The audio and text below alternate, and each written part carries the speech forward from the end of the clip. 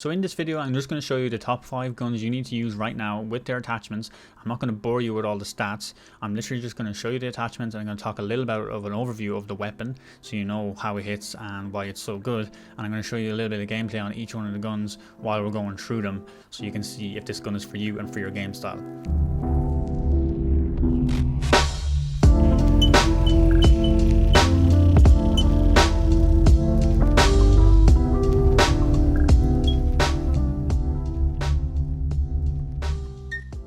So we're going to hop in straight away with number 5, which is the CR56 AMAX. So the AMAX shoots at a fire rate of 630 RPM. This gun doesn't shoot as fast as some other ones, but it hits really hard, and that's where it makes up. It has a small bit of recoil, so you gotta figure out how to control it, but once you do, this gun is one of the best guns in the game.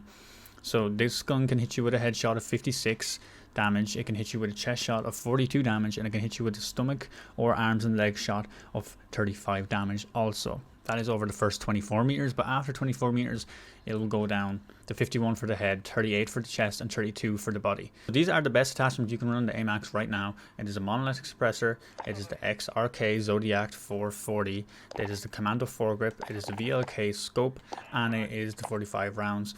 This is the best class, the best gun you can use for this. If you want to figure out what to run with this, I usually run a sub or I run the FFAR right now.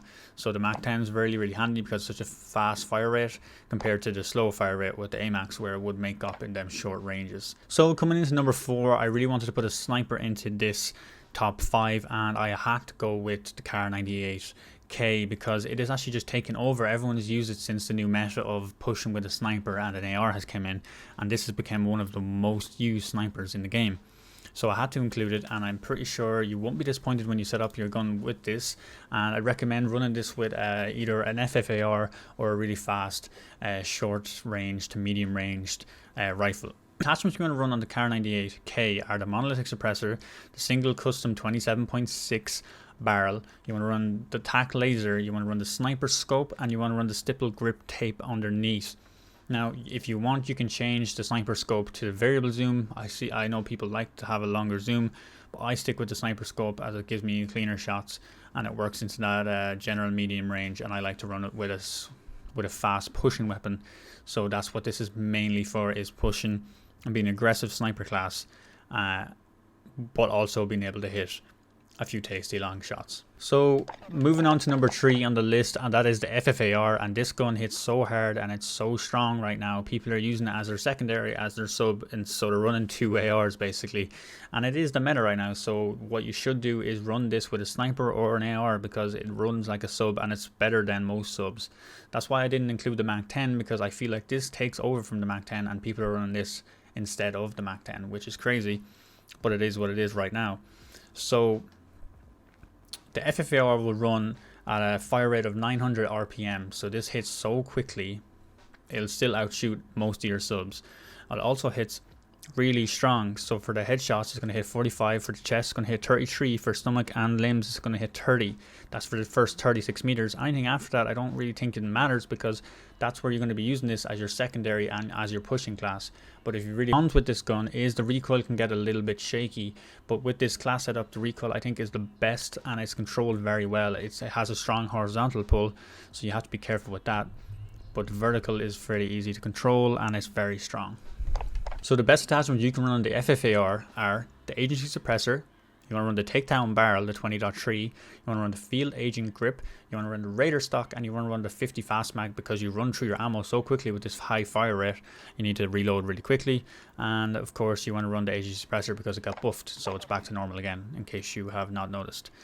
So number 2 is the M16, and in my opinion M16 is one of the best weapons in the game, and it still is one of the best weapons in the game even since they all got buffed. But why I think it's one of the best in the game is for the obvious reasons, where it hits 72 to the head, it hits 40 anywhere else in the body, and it's really strong over ranges.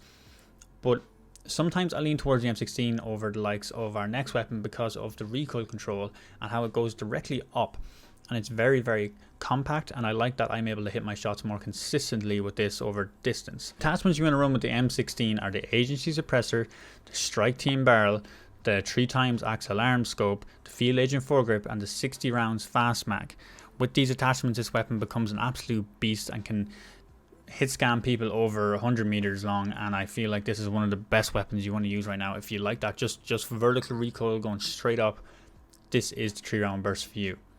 Moving on to number 1 in the list, and this is the AUG. If you haven't already guessed, the AUG is the best weapon in the game right now, and everyone is running the AUG. It is crazy. It's everywhere. It doesn't matter who you're shooting. Someone on the team will have the AUG.